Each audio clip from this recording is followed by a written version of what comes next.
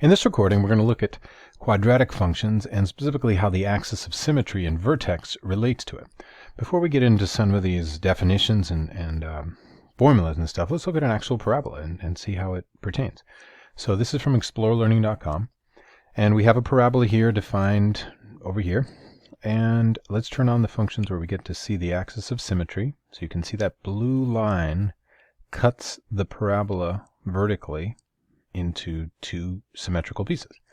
And we can also see the vertex. Okay, so the formula for the axis of symmetry is negative b over 2a. And obviously the a corresponds to the number in front of x squared, the coefficient of x squared. The b is the coefficient of x. And so the axis of symmetry is x equals negative 1. That line is right here, vertical line. Now, show the vertex. Well, the vertex has the same x value as the axis of symmetry, right? So even if I change some of these sliders, if I can, let's see. I drag this around, I change what the parabola looks like.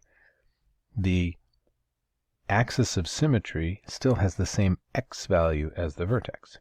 Okay, and of course to get the y value, just like any y value, any function, you just sub in the x value into the function, you substitute it in, and you get the y value.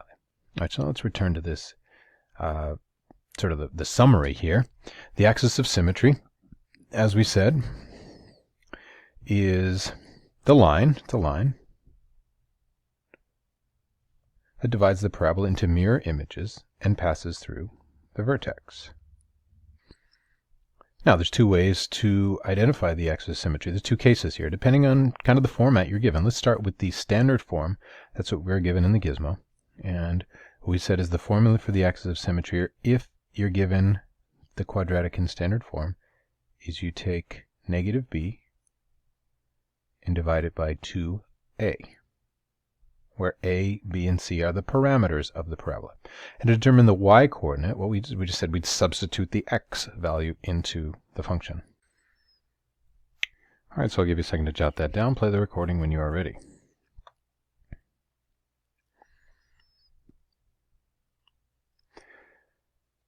All right, case 2 has to do with vertex form. So let's look at a different gizmo.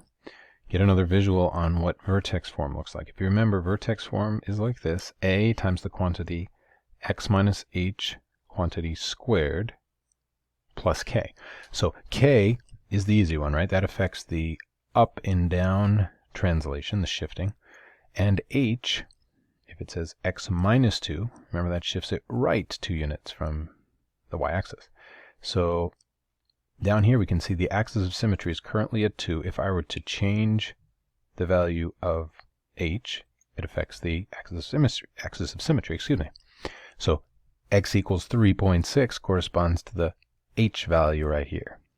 And then the vertex is pretty easy, right? Because you just see the hk, just keeping in mind that it's x minus h plus k. Okay, so let's shoot back over here and just kind of conclude what we just saw. We said if it's in this form, then we know that the vertex is at h comma k, and the axis of symmetry is simply x equals h. Okay, so we have two examples here, and let's see if you can work these out on your own and then play the recording when you have determined the axis of symmetry and the coordinates of the vertex for each.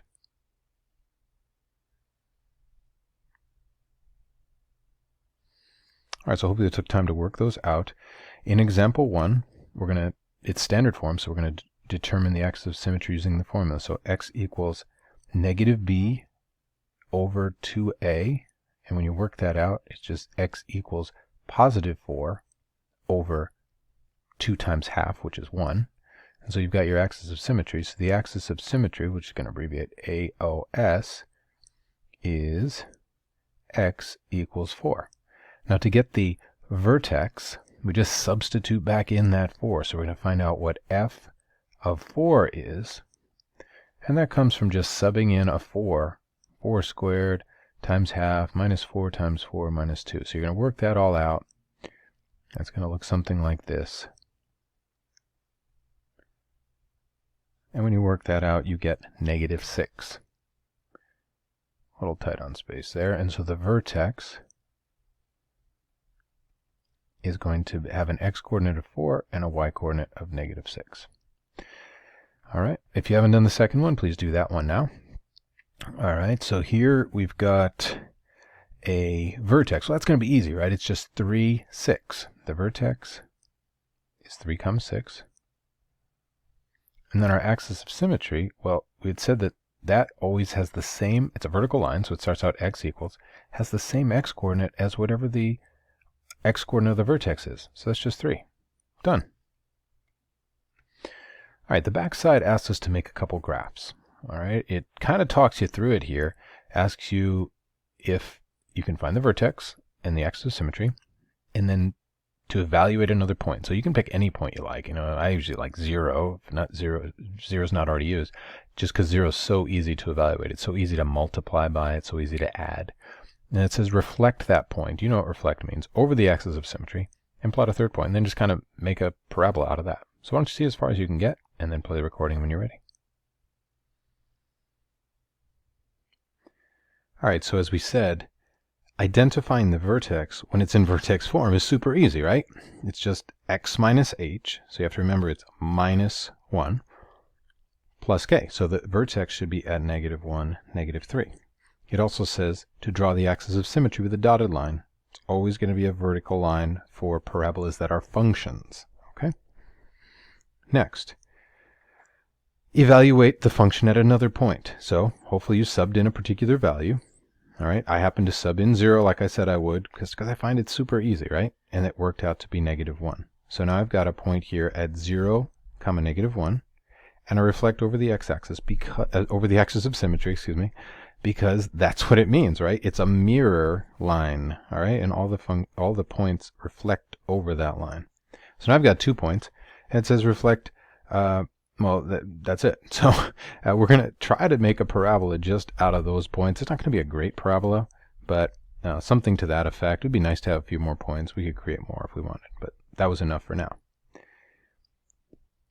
All right, so if you haven't worked out the last problem here, it says to, let me scroll down just a little bit.